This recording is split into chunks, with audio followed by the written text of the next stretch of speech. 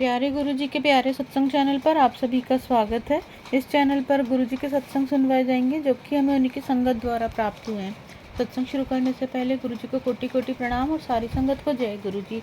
आज का ये सत्संग हमें गुरुजी की संगत द्वारा व्हाट्सएप पर ऑडियो फॉर्म में प्राप्त हुआ है। सत्संग शुरू करने से पहले मंत्र जाप करेंगे। ओम नमः शिवाय, शिव जी सदा सहाय। ओम नमः शिवाय, गुरुजी सदा सहाय।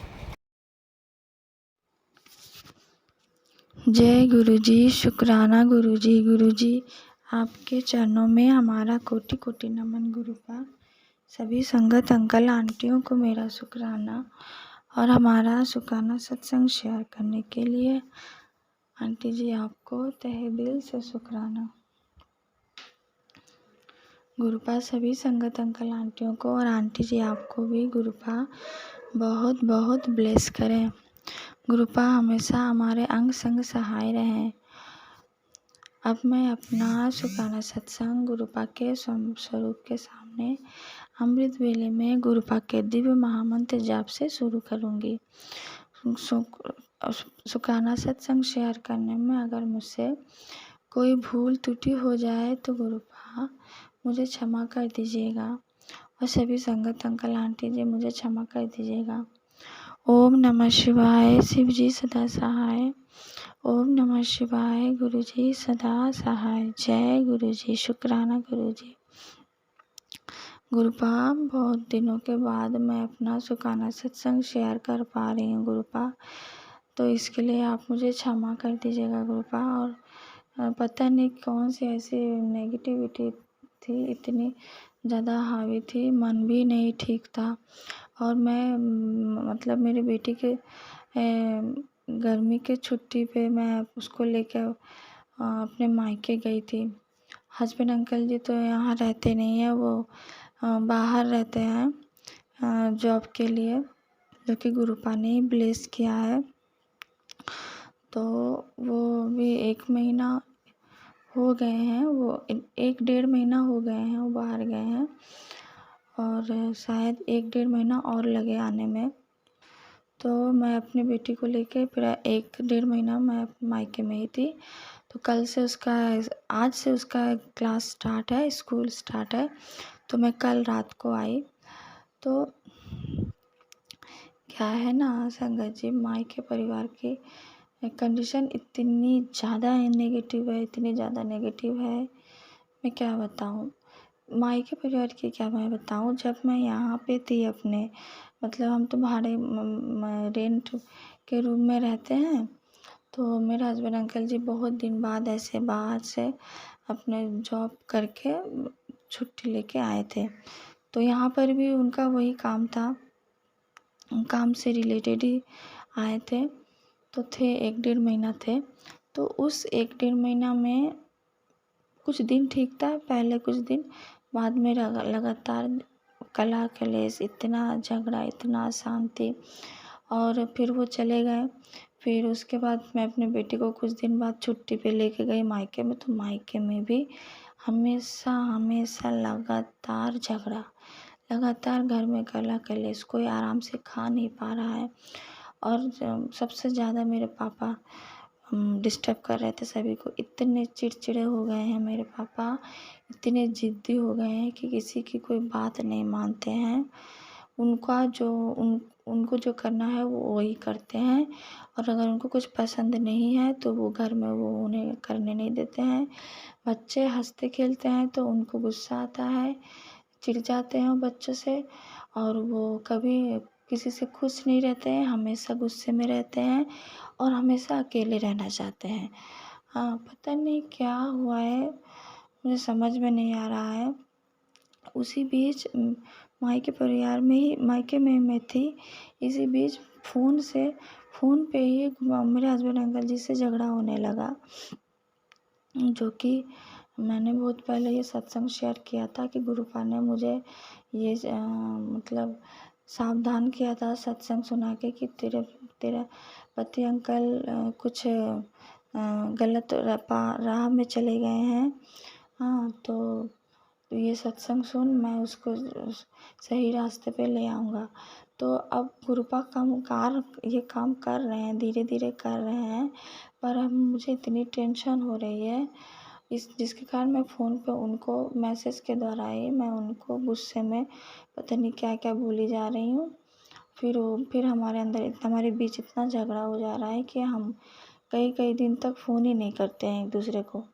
हाँ, तो ये ऐसा चल रहा है। कभी-कभी लगता है कि सब ठीक हो गया है और फिर अचानक से और मायके परिवार में मेरे पापा तो इतना ज़्यादा परेशान कर दिए हैं सभी को कि जैसे कि लगातार कहते रहते हैं भैया को तू घर से चला जा, कहीं तो और घर लेके रह। हाँ, ऐसे कहते हैं। मुझे भी गुस्से में मैं कुछ बोल दूँ तो कहते हैं कि तू भी जा अपने घर जा, मुझे अकेले रहने दे। हाँ, ऐसे कहते हैं। तो अब मुझे लग रहा है कि ये जो मेरे ऊपर मेरे परिवार के ऊपर जिन्होंने ब्लैक मैजिक किया, जिन्होंने क्या, गुरुपा तो कह रहे हैं कि सपने में भी गुरुपा ने क्लियर दिखाया क्योंकि मैं बहुत परेशान थी तो मैं लगातार गुरुपा से मन ही मन बोलती थी, अरदास करती थी, गुरुपा प्लीज़ बताइए कि कौन ये सब कर रहा है, क्यों मैं जहाँ भी जाती हूँ वहाँ मुझे अशांति कलह कलेश दिखता है, ये सब क्यों हो रहा है गुरुपा। तो गुरुपा ने मुझे सपने में दिखाया और इसके पहले एक मैसेज भी आया कि पुत्र मैं तुझे सपने में तेरे उन शत्रुओं का असली रूप दिखाऊंगा। हाँ, जो तेरे ऊपर तेरे परिवार के ऊपर ब्लैक मैजिक कर रहे हैं। अब तो तू डरना नहीं और बाकी सब मैं काट दूंगा। हाँ, तो सपने में मैंने क्या देखा कि मैं अपने घर में शादी के पहले शादी के पहले जब पहली बार मैं अपने मम्मी पापा के साथ रेंट में ही रहती थी। फिर जब मैं क्लास 6-7 में आई तब जाके अपना घर हुआ। तो वो जो मेरे रेंट का रूम था वहाँ का सपना मुझे दिखता है कि वहाँ पे मैं हूँ और मेरे हस्बैंड हैं और मेरे जेठानी है, मेरी सासू माँ है, मेरी जेठानी की एक बेटा और एक बेटी है, वो भी हैं। पर पहले क्या देखती हूँ कि मैं और मेरे हस्बैंड अंकल जी हैं और मेरी बेटी है।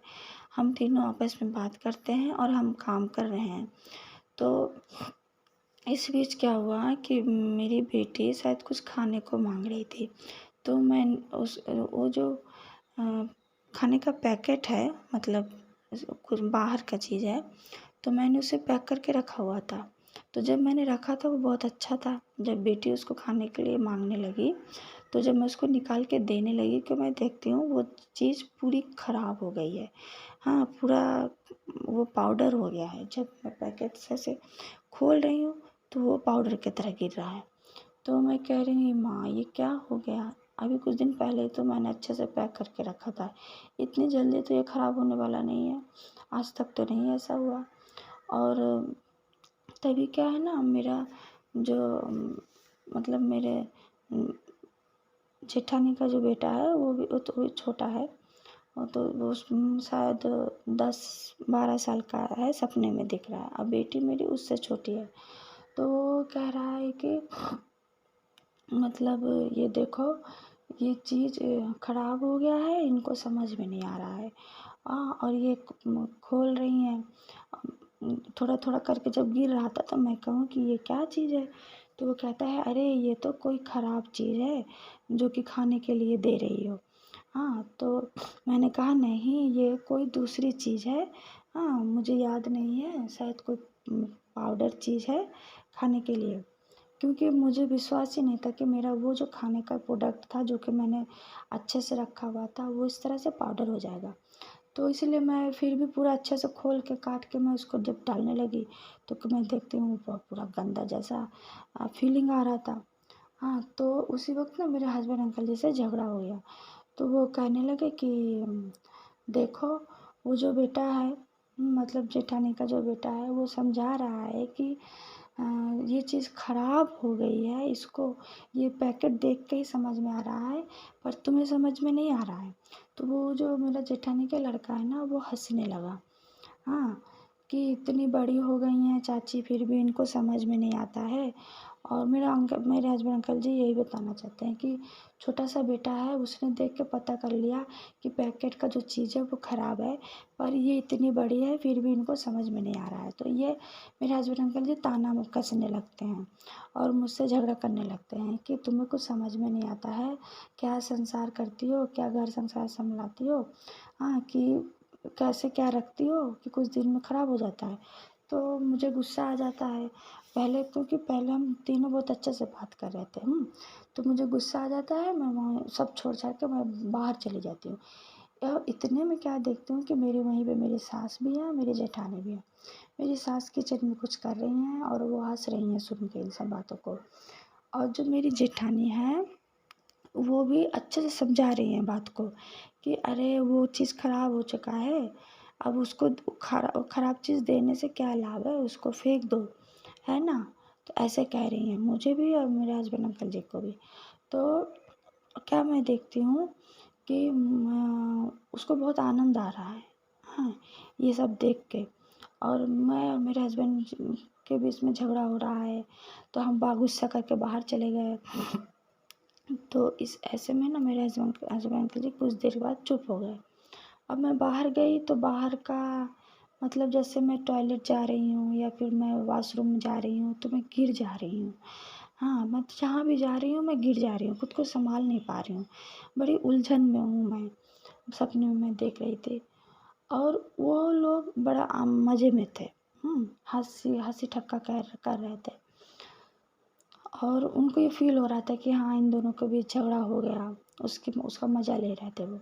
मुझे सपने में ऐसा गुरुपा ने दिखाया, तो मुझे समझ में आ गया, हाँ, कि गुरुपा सपने के द्वारा ये बताना चाहते हैं कि तेरे ऊपर बहुत भयंकर फिर से ब्लैक मैजिक की गई है, तुझे हमेशा परेशानी में रखने के लिए, कि तू जहाँ भी जाए बस तेरे साथ झगड़ा शांति हो और तू घर छोड़कर चली जा। तो ऐसा ही मतलब हो रहा था मेरे मायके में भी।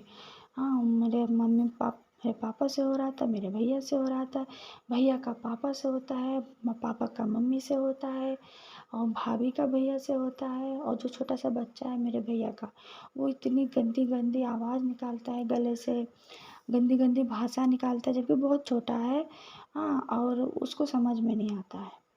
घर में लोग बहुत परेशान हैं। तो मुझे समझ में आ गया गुरुपा ये कहना चाह रहे हैं कि ये सब तुझे तोड़ने के लिए किया जा रहा है। हाँ, क्योंकि जैसे कि मेरी सासू माँ हमारे साथ थी, तो अब मुझसे और हस्बैंड अंकल जी से झगड़ा करके या हम सभी के बीच झगड़ा हुआ। उस दिन मेरी जेठानी भी थी। हाँ, तो झगड़ा करके जेठानी तो चली गई और 2-3 महीने बाद उसकी बेटी हमारे साथ ही रहती थी, तो अपनी बेटी को वो ले गई किसी दूसरे जगह रूम, मतलब देखी रेंट का रूम, फिर अपनी बेटी को ले गई। कुछ दिन बाद मेरे सासू माँ को ले गई, मतलब मुझको अकेला कर दिया उसने। तो मेरे सासू माँ भी झगड़ा करके चली गई। तो अब बस उसी तरह का सिचुएशन मेरे मायके में शुरू हो गया है कि ऐसा लग रहा है कि हमेशा कलह कलेश हो और पापा इतना गुस्से में रहते हैं कि गुस्से में कह देते हैं कि भैया को लगातार कहते रहते हैं कि तू यहाँ से चला जा, तू कहीं और घर बना के अपने बीवी को अपने बच्चे को लेके रह, हाँ, तू यहाँ नहीं रहेगा, तो अपने घर जा, तो अपने जगह अपने से घर बना के रह। हाँ, ऐसा कहते रहते हैं। तो संगत जी, अगर इस तरह से कोई बार बार कहेगा तो हमारे जैसे भाभी हैं वो तो बाहर, मतलब वो तो घर की बहू है ना, तो बेटी तो नहीं है। बेटी होती है तो वो तो ये सब सहन कर लेती है, पर बहू कितने दिन सहन करेगी। और हमारी भाभी बहुत अच्छी हैं। हाँ, वो अभी भी चुप हैं, गुस्सा वो करती हैं पर दिखाती नहीं है उतना, अच्छा उन्हें भी नहीं लगता है। हाँ, तो अब तो वो तो राज़ी हैं कि पापा जब बार बार कह रहे हैं घर से चले जाओ, तो वो कहती हैं भैया को चलिए ठीक है कहीं और हम घर देख लेते हैं। तो मुझे ये लग रहा है कि जैसे पूरी वही सिचुएशन है, जैसे मेरी जेठानी मेरी सास मतलब झगड़ा करके गई हैं, ठीक उसी तरह मेरे भैया भाभी को मेरे मम्मी पापा से अलग करवाना चाहती है। मुझे तो ये फीलिंग आ रहा है। इवन मेरे हस्बैंड अंकल जी के साथ भी मेरा इतना डिस्टेंस क्रिएट कराना चाहती है कि वो दोनों अलग हो जाए। पर गुरुपा कह रहे हैं तो बिल्कुल चिंता मत कर, धैर्य रख, मैं सब देख रहा हूँ और मैं धीरे धीरे सब कुछ ठीक कर दूँगा। बस तू सत्संग सुन, शुक्राना सत्संग कर, मंत्र जाप को कर। तो इसके लिए गुरुपा आपको बहुत बहुत शुक्राना, तहे दिल से शुक्राना गुरुपा। आपने हमें संभाले रखा है इतनी कठिन परिस्थितियों में, वरना अब तक तो हम पता नहीं क्या कर बैठते। तो गुरुपा आपको लख लख बार शुक्राना गुरुपा। अब मैं अपना शुक्राना सत्संग यहीं विराम देती हूँ आगे के लिए। ओम नमः शिवाय, शिव जी सदा सहाय। ओम नमः शिवाय, गुरु जी सदा सहाय। जय गुरु जी। शुक्राना गुरु जी।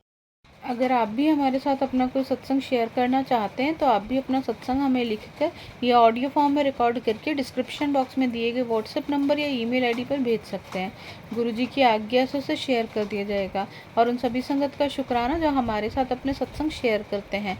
अगर आपको भी हमारे वीडियोज़ अच्छे लग रहे हैं और आप हमारे चैनल पर पहली बार आए हैं तो आप हमारा चैनल सब्सक्राइब कर सकते हैं। सब्सक्राइब करके बेल आइकन को ज़रूर प्रेस कर लें, जिससे आपको हमारे आने वाले वीडियोज़ की नोटिफिकेशन मिल सके। जय गुरु जी।